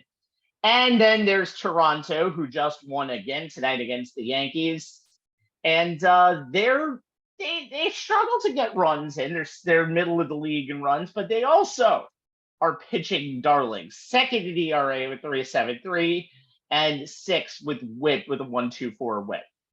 Now, we were talking before how Anthony said how the NL teams are going to be scoreboard watching each other. Oh, no, not here. Houston plays, let's just go down the line. Toronto, they don't play anybody in that mix, but they will be playing Tampa Bay and the Yankees the rest of the way through. At Tampa versus the Yankees, and then versus Tampa to end the season. So you're playing with teams with a purpose. Even the Yankees do want to be a spoiler. Texas, oh yeah, they play Seattle this weekend for a series for 3, and then play Seattle at Seattle to close the season for 4. And they have the Angels in between. Count that. Seattle, on the other hand, oh yeah, they have to play Houston at the end of the season, and they'll play Houston and Texas both at home in the final week for 7 games total. And then Houston, who has the easiest road because they will play the 102-loss Kansas City Royals. I'm talking 102 losses now. Who knows what they'll be at the end of the season. But as Anthony had said before, while the wildcard teams of the NL don't play each other, here's a series to look for the last week of the season. The Houston Astros and the Arizona Diamondbacks are playing a 3-game series to end the season in Arizona. That could decide a lot in this mishmash AL and NL. And how? Maybe it could even be a World Series preview, Stranger Things. So the hunt. By the way, much as a hunt for October. By the way, as the playoffs start today, I'm looking at it right now. 2 of these series in the wild card round would be divisional matchups. Believe it or not, in the American League, you would have Blue Jays Orioles as one of the matchups. In the National League, you would have the Brewers and the Cubs if the playoffs were to start today. So pretty interesting matchups that would happen, but we still got a week and a half left to play in the season. So you could possibly have a 1-game playoff to determine who gets into the wild card, by the way, because of all of the shit that's going on right now. Mm-hmm. Good Lord, it's going to be a very interesting next 10 days. Okay, let's stop talking about let's go to college football. Let's stop talking about the East Carolinas, UNLVs, and Bowling Greens of the world. Oh, yes, I know those were Michigan's first 3 opponents. It was no coincidence that I wrote that. And let's get to some big-time college football matchups. No less than 7 games Clemson should be ranked. I don't know why Florida got me ranked. I don't care. I know. I don't care that fuck Florida on that one, but it's okay. Anyway, I love Florida, but they shouldn't be ranked. Anyway, no less than that many games featuring both teams ranked in either the AP or coaches polls are meeting in college football's week 4. So we'll each grab one of them. Jay, let's talk about the battle in South Bend, Ohio State, Notre Dame, which has just gotten better as the season's gone on, as we've seen both games. Yeah, number 6 versus number 9. Nice. Boy, is this a big one. That's what she said. Gotta love a clash of top 10 teams so early in the season. And while there are plenty of big names, players to watch on both teams, on both sides of the ball, the focus here has to be on the quarterbacks. And no, Anthony, this is not the former quarterback being a diva here. This is a legit angle. Anthony sent that text to me. I know. I'm letting the audience know, Rabbi. Notre Dame finally has a quarterback, as the Rabbi has been telling anyone and everyone. And Ohio State is hoping they found a quarterback after losing C.J. Stroud to the NFL. Let's start with the home team. Notre Dame quarterback Sam Hartman has been everything Irish head coach Marcus Freeman could have hoped for and more, and everything the Rabbi's been saying he is. Through 4 games, Hartman has completed 71.1% of his passes, is averaging 265.3 yards per game, 11.8 yards per attempt, 13 TDs, and most importantly, 0 interceptions, along with a ridiculous 217.8 passer rating. And he's coming off a 16 of 26, 61.5% completion for 330 yards, 12.7 per attempt game in the 41-17 win over Central Michigan, where he threw for 3 touchdowns, ran for 1, had 0 TD, 0 interceptions, and put up a 206.2 passer rating. Irish offensive coordinator Gerard Parker has let Hartman take a lot of shots downfield so far this season, and the CMU game was no exception, as Hartman connected with Tobias Merriweather on a 75-yard TD pass on Notre Dame's 4th play of the game, and then early in the second quarter, he connected with Chris Tyree on a 76-yard touchdown pass. With 184 points through 4 games, it's an average of 46.4. Notre Dame is off to its most prolific 4-game scoring start to a season since 1914. That's New Rockne era, folks. Largely due to Hartman's ability to throw the deep ball, but they also have one of the best running backs in the game in Audric Estime, who went for 176 yards on 20 carries. That's 8.8 a pop, and a touchdown in the win over CMU. However, when you look a little deeper at the Central Michigan game, there are some things that the Irish could stand to clean up before the battle with the Buckeyes. The Chippewas were playing their backup quarterback and yet managed to stretch the Irish more than you'd actually expect. They were only down 21-14 at the half. Notre Dame struggled with their tackling. They were called for 8 penalties, including 2 roughing the passer calls and a defensive pass interference, not to mention a holding call that negated a 72-yard touchdown run by Estime. Can't afford mistakes like that against Ohio State, no matter how accurate Hartman is with the deep ball. Here's another thing to keep in mind. Notre Dame's receivers have been productive. They have 6 with at least 6 catches and 5 averaging better than 15.5 yards per catch, 3 of them at better than 20 yards per catch. Nobody's gotten physical with them at the line of scrimmage, which is something you have to think Ohio State defensive coordinator Jim Knowles has noticed on film, especially with his secondary, which has been terrific so far this season, and a big reason why the Buckeyes have allowed only 140.3 yards per game through the air. Knowles also likes to disguise his coverages and blitzes and will likely mix in a lot of pressures in an attempt to rattle Hartman. The Irish don't really have a true wide receiver 1, but they can get away with that because of Hartman and his ability to find matchups that he can take advantage of. Will that work against Ohio State if the Buckeyes do try to jam the Irish wide receivers at the line and disrupt their timing with Hartman? Maybe. And if it does, the Irish might be in trouble. It's hard to take the top off of defense if you can't get off the line of scrimmage. And then we'll see how the Irish adjust and adapt their offense to give the best quarterback they've had in recent memory a chance to make the big plays he's become known for so far this season. And now for the Buckeyes. Though he only started each of the first 2 games, Kyle McCord entered Saturday's game against Western Kentucky as the undisputed QB1 for the first time this season after head coach Ryan Day declared earlier in the week that the junior had won the quarterback battle. McCord then went out and had his best game of the season, the Buckeyes' 63-10 rout of WKU, going 19 for 23, 82.6% completion, 318 yards, 13.8 per attempt, with 3 touchdowns, 0 picks, and a 241.8 passer rating. He connected with Marvin Harrison Jr. 5 times for 126 yards, including a 75-yard touchdown, and 5 times with tight end Cade Stover for 90 yards. He completed passes to 7 different players and made throws both on the run and in clean pockets. McCord missed a few passes and was under pressure on another incompletion, but overall, it looked like he was very comfortable and in control most of the game. His only real bad play was holding the ball too long on the only sack Western Kentucky had, which subsequently led to a fumble. That was in the first quarter. After that, he pretty much crushed it. Overall, McCord has looked better each game, and that's a good sign with this trip to South Bend. It also helped that McCord's best game so far was also the best game his offensive line has played this season, giving the quarterback mostly clean pockets and time to throw on his 24 dropbacks and opening holes for the Buckeyes running game to the tune of 204 yards and an average of 6.2 per carry. Running back 1, Travion Henderson, 88 yards on 13 carries. It's 8.8 a pop, including 2 touchdowns, one of them being a 21-yarder to open the scoring. Chip Trayanum, I hope I'm pronouncing that correctly, seemed to lock up RB2 with his 5 carries for 56 yards, 11.2 a pop, most of which came on a 40-yard touchdown run in the second quarter. Inside the halls in Columbus, they always had confidence in his offense. The thing that was missing was consistency, something the head coach has been preaching since spring ball. But until this past week, while McCord was finding his way, the offense struggled in key situations and possessions, coming into the Western Kentucky game ranked 116th in the nation in third down conversion percentage and 72nd in scoring. This past week, Ohio State had 7 drives in the first half, all of them ended in touchdowns except one, that strip sack in the first quarter. On those 7 scoring drives, Ohio State averaged 13 yards per play. The Buckeyes offense created splash plays when the opportunities presented themselves, and they were efficient when they had to be, like a 12-play, 82-yard touchdown drive that came just after McCord's fumble. It's no surprise that one of the bigger questions for Ohio State coming into the season was who and how they would replace C.J. Stroud, as for the first time in a long while, there didn't seem to be an obvious replacement for him.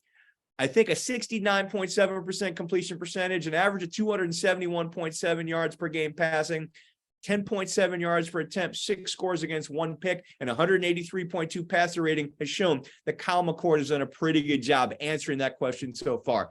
This Saturday will be his biggest test to date. We'll see if he passes or not.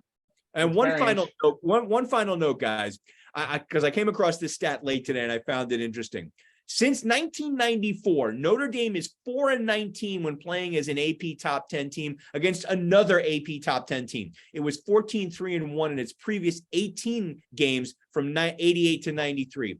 Other than the 47-40 regular season win against number 1 Clemson in 2020, the Irish have had, for the most part, a reputation for face planting in big games like this. This is one of the most blue blood football programs in the nation, and it hasn't won a major bowl game in 3 decades and can't beat other big-time programs, even when in the season they're considered a national title contender. The biggest reason for that reputation is the 42-14 loss to Alabama in the 2012 national championship game. On the other sideline, after losing both the 06, 41-14 to Florida, and 07, 38-24 to LSU BCS title games, as the number 1 ranked team, Ohio State has gone 22-9 in AP top 10 matchups since the 2010 Rose Bowl, where they beat Oregon 26-17, including their 21-10 win against Michigan last September to start the season. The Irish are looking for revenge. The Buckeyes are looking to keep rolling. Kickoff is at 7:30 Eastern on Saturday. This one is a must-see matchup for sure. And a must-win matchup, I think, for both of them, if they have any chance at the college football playoff, because right now neither team looks like one of the 4 best teams in the country. But honestly, nobody does. It's September. All right, Anthony. Alabama's certainly not looking like one of the 4 best teams in the country. They're out of the top 10 for the first time in almost a decade. And if the Alabama dynasty is running down, Lane Kiffin would like to be the one to pull the plug. Imagine if Lane Kiffin and Steve Sarkisian both beat Nick Saban in the same month. Talk about insult to injury if that happens. time. You're Nick Saban, man. Yeah, but here's the thing too. I mean, you got the game with Ole Miss and Alabama to start kick off SEC play. It's a major stick for Ole Miss. You think about this: Jackson Dart, the quarterback, has thrown for 852 yards and 7 touchdowns. Granted, the 3 opponents he's done it against aren't exactly the creme de creme of opponents. But you think about Ole Miss, they're missing a lot of key players on the offensive side of football. Trey Harris is one guy that they're missing. Sakari Franklin will. They're missing a number of key starters, and the fact that they're averaging well over 500 yards total offense is still pretty impressive.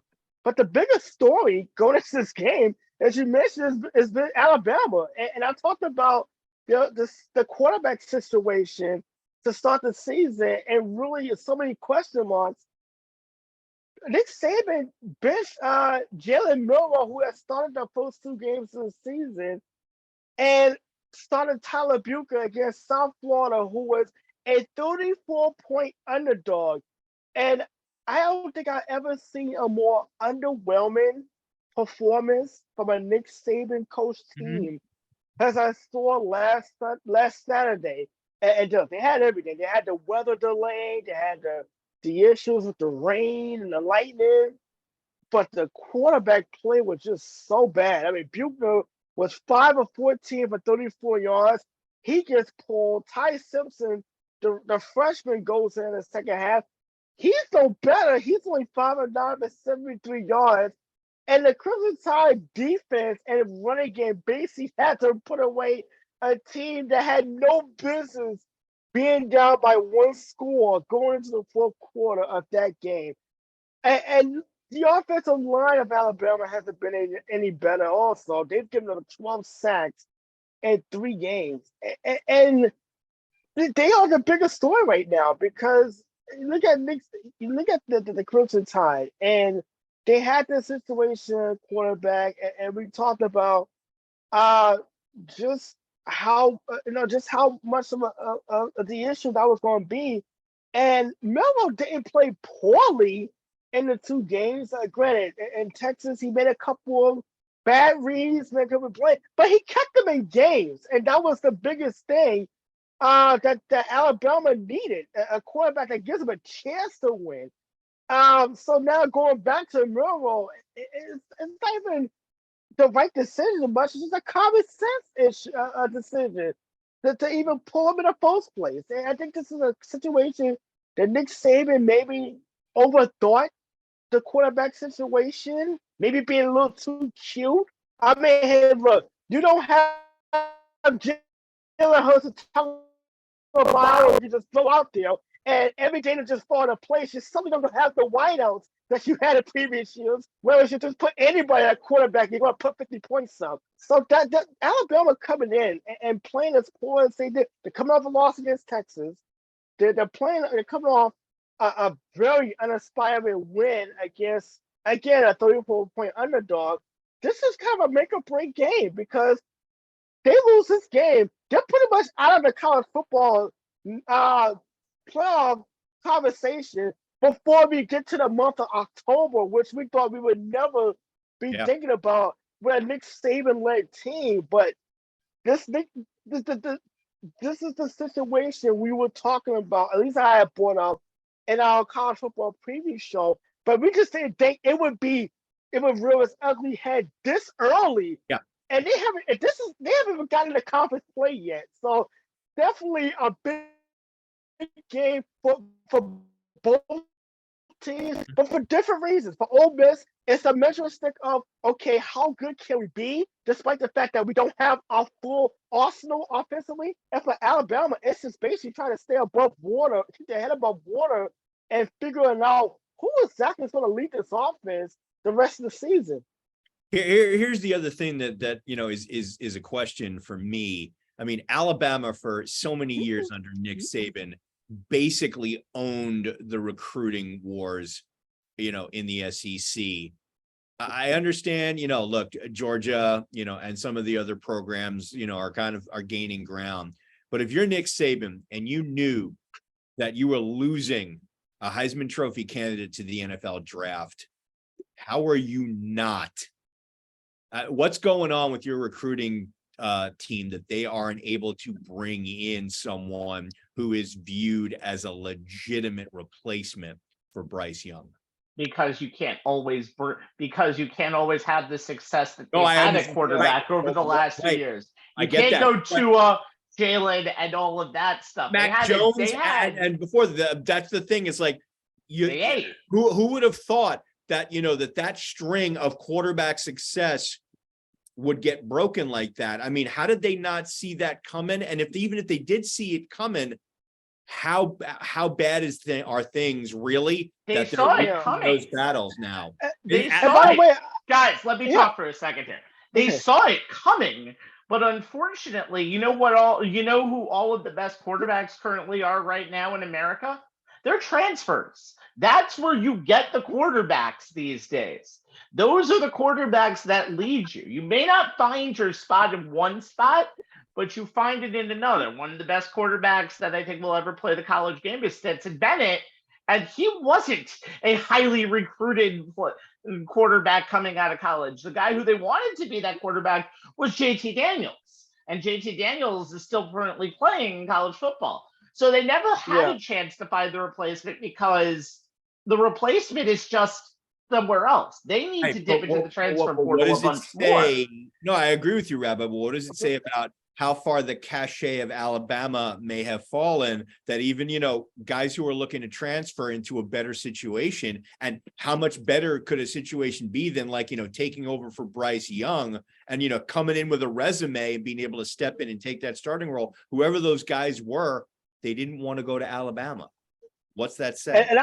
And I'll say this too, just how good was Bryce Young to cover up a lot of these offensive deficiencies. Maybe. I thought he should have been in the Heisman Trophy finalist last year. It's the same offense, the same playbook, but it is so late in day. Just from Young last year, how good he was, to whatever clusterfuck is going on in the huddle for the Crimson Tide. Let me just say that. Here's the other thing to take into account. Maybe losing Bill O'Brien as offensive coordinator had something to do with it. Maybe people aren't enamored with his replacement. I don't know. It's just interesting. It'll be interesting to see if Saban can kind of rebound from this situation. The replacement's one of the best offensive minds in America, and Tommy Rees, formerly Notre Dame. He's young, but just think about this, though. Alabama probably picked the right time to take a little bit of a dive when next year we go to 12 teams for the college football playoffs. Fair. So you don't necessarily need to be one of the best 4. You just need to be one of the best 12. And I think Alabama can do that, but we have a lot more time to talk about that. Speaking of transfer portals, one of the funny things is in this, my game is Clemson, Florida State, which Clemson is technically not ranked, but guys, Clemson is at home this week and they are a dog. Do you know the last time when Clemson was a home underdog in any game? I'm going to say before the Deshaun Watson, Trevor Lawrence era. It was actually the Deshaun Watson and Trevor Lawrence era in 2016, playing Lamar Jackson at the Louisville Cardinals. Wow. They won that game, by the way, and they went on that year to win the national championship. Wow. In the Dabo Swinney era. This has been a different Clemson team, especially with the way that they like to play, ironically enough. 12 players on this team. 7 of Florida State starters come from the transfer portal. Jordan Travis, quarterback, used to play for Louisville. Running back Trey Benson was in Oregon. Young Cole in Michigan State. But Florida State last year had a 10-3 record, and they hadn't won 8 games in the season since 2016. Dabo Swinney is not a transfer portal person. Is somebody who likes to go old school, and that's hurt. They lost their first game this year to Duke at Duke, and so Clemson is starting to become not an also-ran, but a team that doesn't really have as much cachet anymore. Needless to say, though, Florida State has lost to Clemson 7 straight times. And so this ain't going to be easy either. And if you saw Florida State last week, They barely won 31-29 at Boston College. It was a weird weekend, by the way. But now the motivation comes around because this is a game Florida State had circled on the calendar. This is a game that Florida State has to win in order to become the team who will lead the ACC in the future and really finally unseat Dabo as the real team to play against in the ACC. They need to win this game badly, and I think having Jordan Travis out there and the Florida State offense, who currently averages 47 points a game, they have backs that can hit that can rush the defense, and this Clemson defense has gotten better over the last few weeks since that opening week loss to Duke, but not where they want to be yet. Now, can Florida State help them get to where they want to be, and can Clemson pull up the upset? They might have to, or we might be talking about the true end of the Dabo Sweeney era in the ACC, and how Florida State finally gets it right with Mike Norvell. They've gone through 3 coaches since their last win against Clemson. So when these two kick off at noon on Saturday, you know it's going to be a big game between Florida State and Clemson. Always has been, might always will be. We'll see as we keep going on. All right, guys. Anthony, put on those shades. We held off on the Colorado Buffaloes Pac-12 opener at Autzen Stadium. Hold on. Okay, hold on. 1 second. All right. They're giving you the cue. Thank you. Mm-hmm. Thank you. You can put on your shades when you're talking to me. I don't care. Anyway, okay.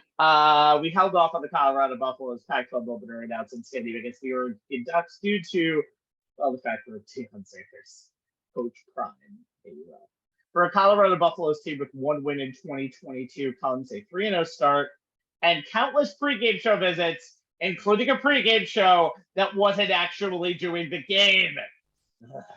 And oh yeah, you just have the whole nation following you as the main story in all of college football. Anthony, I got a question for you. Do you believe now? Now, I know they won barely as a 24-point favorite and stormed the field afterwards, but do you believe now? Thank you. Well, I would say, okay, well, I don't know if you guys can hear it, but Alexa, play Must Be the Money by Deion Sanders. Give me just a second. I don't know if you can hear it.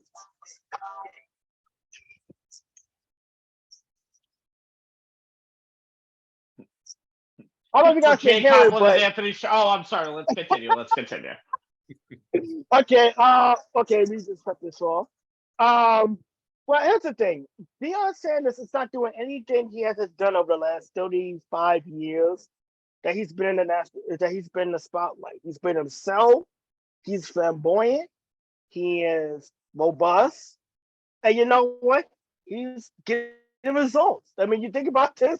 Literally everywhere he is gone, whether it was the Atlanta Falcons, whether it was playing baseball simultaneously. This is a guy who played a football game and a World Series game in the same day. Let's not forget that part. He literally played a football game and helicoptered over to Fulton County Stadium to play a World Series game with the Atlanta Braves in the same day. So yes, he's done that. He has played. I mean, he's won Super Bowls. He's been a spokesperson. He's done all that, but here's the thing, though. As a football head coach, I think one of the things that has stuck out to me has been his ability to connect with his players and being able to motivate them. And we saw that when they fell behind, because a lot of the Deion detractors and the critics, they were all lighting up on Twitter. Ready to have a field day with Deion until that comeback took place against Colorado State, which is ironic because all the critics was going after Deion about the celebrities hanging out on the sideline and the lack of football focus.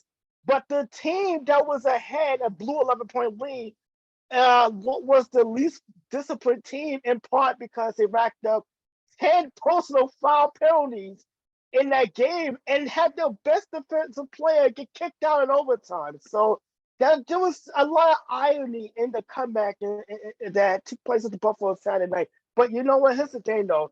With Deion, he's backed up all whatever he's gone. He's backed up his bolster win results. They did with Colorado, and look, it's already a win for the Buffaloes. They won one game with arguably one of the worst rosters in all of college football last season. Deion came in. He did what literally any coach did. He tore that roster down and did it from the ground up. He brought in his sons. He brought in probably the best two-way football player we've seen in a long time in Travis Hunter, who unfortunately took a bad, dirty hit. And also give Deion Sanders credit for all the criticism and all in the coaches for whatever reason going after him. He's taking a high road. I mean, he spoke out for the player that that was receiving death threats, which I think was going way too far, without question. Especially over a football game, it was a late hit, it was a dirty play, but it does not warrant death threats. He's still a young man, who obviously in a rivalry game, his emotions got the better of him. I will definitely take that side of it, but kudos to Deion for speaking up on his behalf. But what the thing with Deion Sanders has done, he's done it his way. He hasn't done it to a textbook traditional way, and the traditionalists don't like it whatsoever. But you know what? ESPN love it. Fox loves it because the TV ratings are through the end. Apparently 60 Minutes loves it because his segment got over 2 million streams and was viewed by that many people. Meanwhile, the next segment that was about the war in Ukraine, only 100,000 people viewed the segment. So I guess it says a lot about what Deion has brought to the University of Colorado. The thing about this, the Denver Nuggets are the defending NBA champions, and they have gotten zero recognition since June. As far as, oh yeah, they're the NBA champions, we forgot about them. But like I said, they've been fun to watch. They were an exciting team. Like I said, it's already a win for the University of Colorado. A bowl game is just a cherry on the Sunday at this point. It's going to be, and obviously, Jay, you're going to talk about this in your segment. They got Oregon coming up on Saturday. They were a big underdog. They were able to knock off a team that was just playing in the national championship 2 weeks ago. They had a drilling come from behind win, with Shador Sanders leading them 98 yards downfield against Colorado State. A rivalry game, regardless of records. We've all been in college. We know how these rivalry games work. Regardless, records go out the window. You just want to beat that team. For us, we had Stony Brook. That was our rival, okay? Talking to the rabbi. We wanted to beat Stony Brook because they were right next door to us. Regardless, that was our rival. But yeah, like I say, Deion Sanders, he's going to continue to do it his way. He's making money with the sunglasses thing. He's going to continue having celebrities hanging out. They're must-see TV, but you know what? They've been worth the price of admission. They've been a fun team to watch.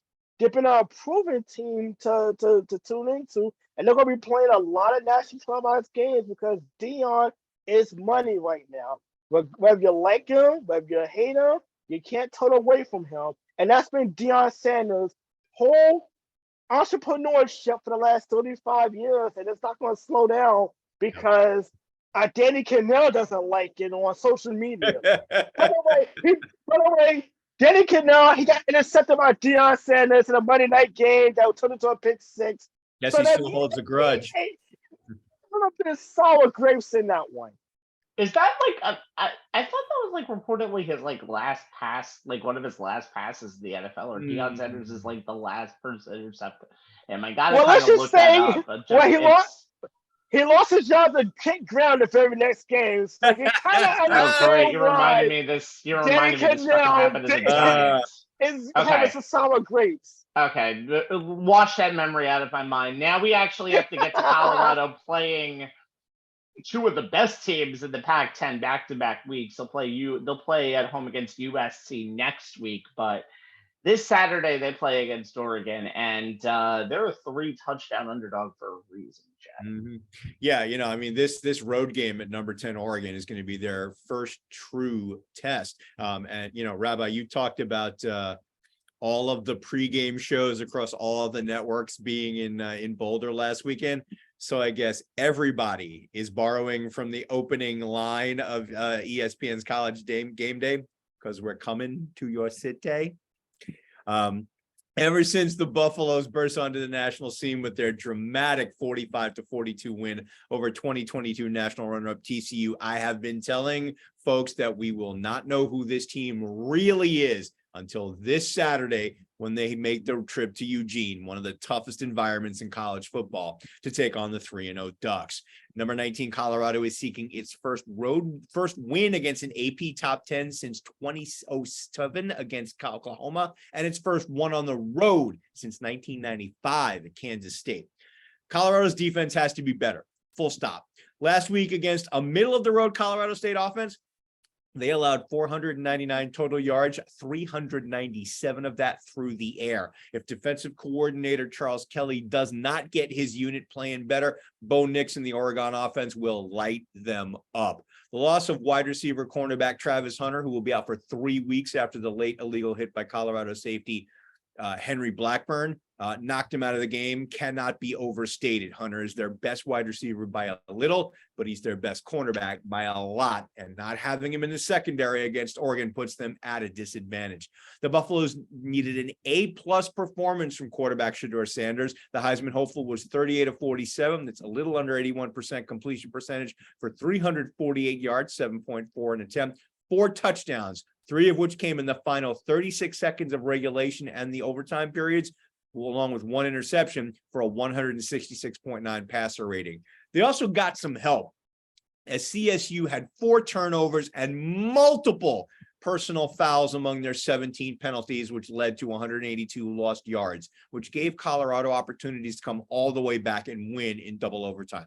Colorado once again struggled to run the football, only 70 yards on the ground. Struggled when the Rams brought pressure. Sanders was sacked 4 times, and for the second week in a row, they struggled early in the game and had to come from behind. They scored first on a 15-yard pick six by Deion's other son, safety Shiloh Sanders, but trailed the rest of the game until that second overtime. Not the way you want to play this week, not against the Ducks. In terms of facing Oregon, Colorado's offense can survive losing Hunter, as they have a deep, speedy group of receivers that can pick up the slack, and did so against the Rams.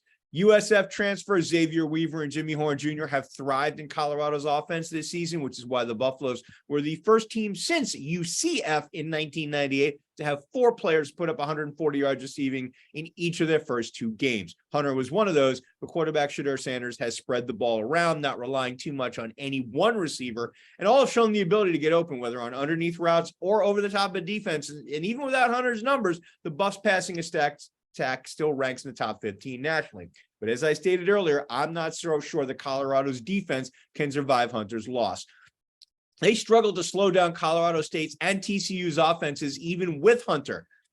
The Buffaloes tried switching up their zone coverages. They even went to man coverage late in the game, but they struggled all day to get stops against this CSU passing attack that just killed them with short over-the-middle routes. Rams quarterback Braden Fowler Nicolosi was 34 of 47 at 73.2% completion percentage, 367 yards, 3 TDs, and a passer rating of 146.2. His 3 interceptions were the only blemish and part of the reason the Buffs were able to stay in this game. Only 10 teams have given up more passing touchdowns than the Buffaloes this season, and they rank 109th nationally in yards per play allowed, and now they face an Oregon offense that is number 2 in the nation in scoring. Nix has made it look easy through the Ducks' first 3 games, completing more than 77% of his passes for 893 yards with 8 scores and 0 picks. He's the second Oregon quarterback in the past 20 years to throw 8 touchdown passes with a 75% completion percentage in the first 3 games. You guys care to guess who the other quarterback is? No. Anthony? Marcus Mariota. Wow. That should have been an obvious one, guys. Come on. Oregon's own Heisman hopeful quarterback is in total control of this offense, which is number 3 in the nation in EPA per play. After a tight one against Texas Tech in week 2, the Ducks had to put up a 20-point fourth quarter to beat the Red Raiders 38-30. Oregon seemed to get back on track last week, blowing out Hawaii 55-10. Nix was 21-27, 77.8 completion percentage, 247 yards, 9.1 an attempt, 3 scores, no picks, a 191.3 passer rating. The Ducks also had 3 rushers with at least 55 yards en route to a 227-yard, 7.6 per carry day on the ground. It was the type of complete performance. The Ducks defense held the Rainbow Warriors to 59 yards on the ground and 142 on the air for just 201 total yards that you'd expect from the number 10 ranked team in the nation.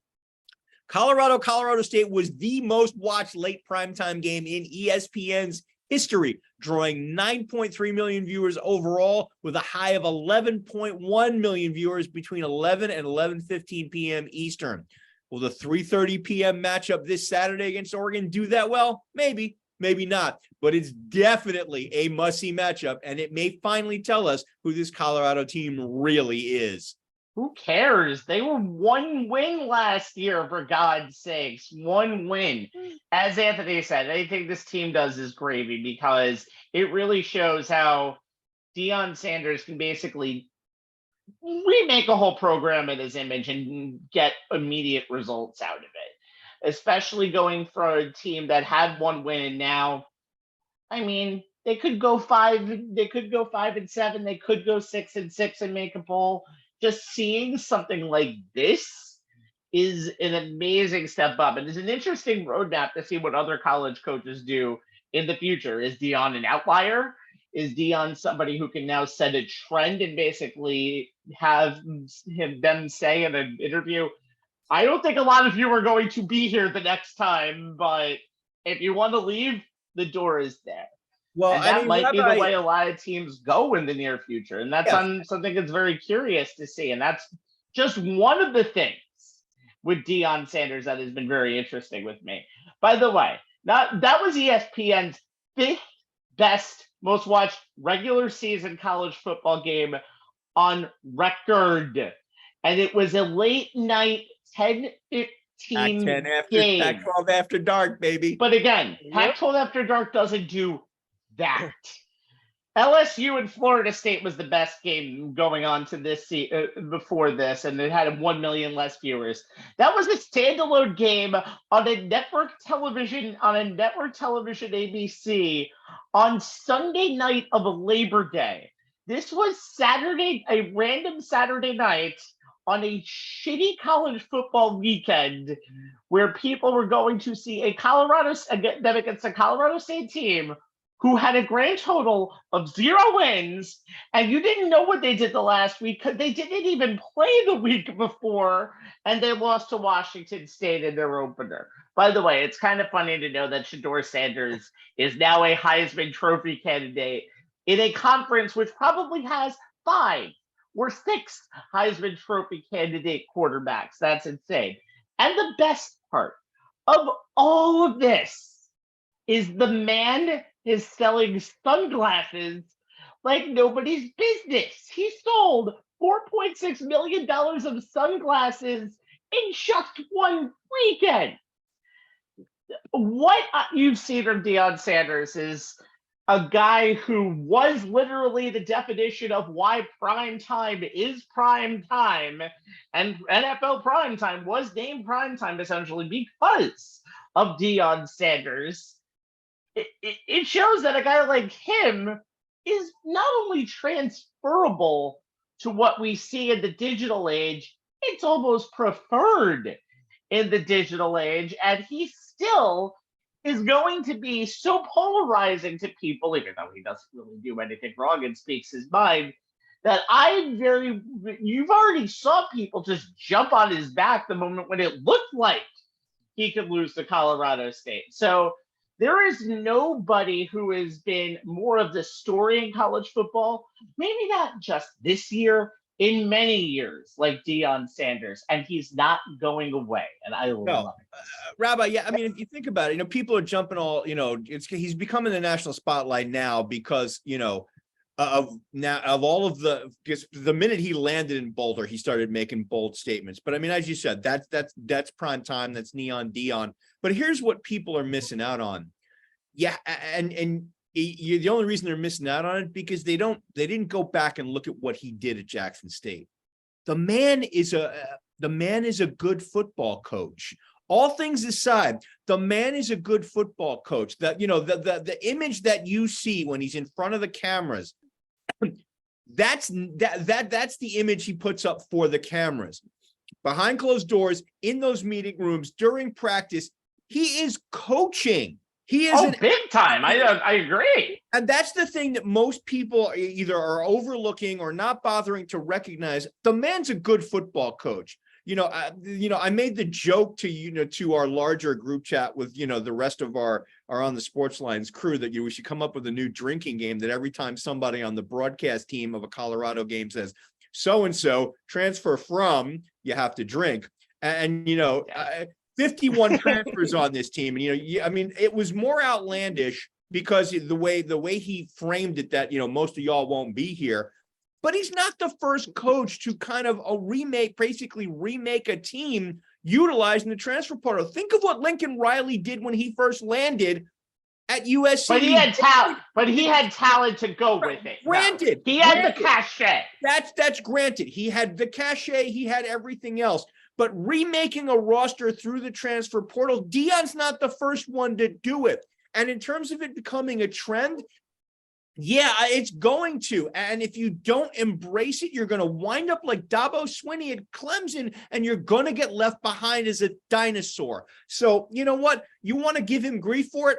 Go ahead, but this is what it. I'm not giving him grief, by the way. Not you. I'm talking the you I'm referring to is the people in the national media, people on social media, the trolls or whatever, who are giving him grief for the way he's doing it. He's doing what the landscape demands and what's making use of all the resources available to him. But the one thing that just shocks me about the whole thing is, yes, we've seen people take a team go transfer portal, but the moment somebody does that in a school that's terrible, you're rebuilding it in your own image. And it's not necessarily what Lincoln Riley is doing is not necessarily just rebuilding it in his own image. Remember, the 4 or 5 game jump that they had from in his first year was still pretty much amazing as is. We're talking about essentially not just remaking a team with its own image, it's taking a sledgehammer to the original team and then building it from the ground up and having success. No matter what happens, you almost have to consider, unless they go like 3-9 the rest of the way, you almost have to consider this first season almost a trendsetter for the future. It's not just use the transfer portal and get out. It's exclusively using the transfer portal to build this team. That's what's shocking about this, on how he's gone from A to, I wouldn't say Z, I would say probably like L and M in about 5 minutes. Right. And here's the other thing that people are also kind of jumping all over, and this was probably before the team started playing, is that, Shedur's the quarterback. He's only playing quarterback because he's the coach's son. Shiloh's only starting at safety because he's the coach's son. Here's something. Go back and look at what Shedur did his last season at Jackson State. He shredded defenses, okay? And you can say it's HBCU, and you can say it's smaller colleges, but I'm sorry. The kid, the way he played offense at Jackson State, he's done it the same way here at Colorado. I've watched enough tape of him so far. I think he's a draftable NFL quarterback. There are things he's going to have to fix, and we'll get into that later on. But in terms of, and as far as Shiloh goes, the kid's also a draftable NFL defensive back. The kid can cover. The kid has good ball hawking skills, and the kid knows how to tackle. So you can say what you want. You can be, live under a rock and call it nepotism, but these kids can play. Okay. Because there's as much as, Sanders may be, a good father and he loves his kids, he's a better football coach, and he's not going to play them just because they're sons. Dion had said something. I don't know if it was in a print interview or where else, but he talked about, and it may have been something that came up on one of those pregame segments. When he walks onto the field with Shedeur, they walk a certain amount of way. They walk down from one end zone to the other. And for that walk, he's dad. That's all he is, his dad, and that's his son. It's a father talking to his son. When they turn around and walk back, the roles change. The minute they make that turn, he's not dad anymore. He's the head coach. That's not his son anymore. That's his starting quarterback. They have figured out how to separate their two separate relationships. So far, it's worked. We'll see. Look, and as you said, Rabbi, even if they get thumped by Oregon this week and by USC next week, that doesn't necessarily mean that Sanders is a fraud and, they're revealed as a fraud. It just means that they're not as good as their current record shows, but as you said, they weren't expected to be. If they somehow managed to win 4 or 5 games, and most prognosticators are predicting them at 4-8, that would have been deemed a success based on, as you said, just how god awful that team was last year. And in the conference they're in, as stacked as that conference is this year. And I will say this too: it's not like Deion Sanders couldn't coach. He was 27-6 at Jackson State. I mean, as a player, he had one of the highest football IQs you could come across. He took away half a football field to when the opposing team was horrified to throw in his direction. And then you had to see him as a receiver, as a return man. So it was even worse. It's just, and as far as the sunglasses is, look, Deion Sanders had one of the best quotes ever. You look good, you feel good. You feel good, you play good. You play good, they pay good. And right now, ESPN and Fox is paying a lot of money to get this team on national television. So clearly, he's doing something right. And look, there was a lot of people that wanted to see Deion stumble because they wasn't happy about him leaving HSBCU BCU College. The way he left, the way he was boisterous upon arriving in Colorado.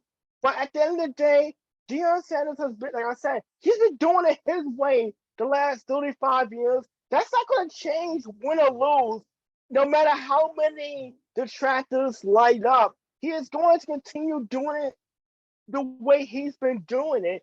And you clearly see that they sold out all their home games this year. Recruiting phone calls are off the hook.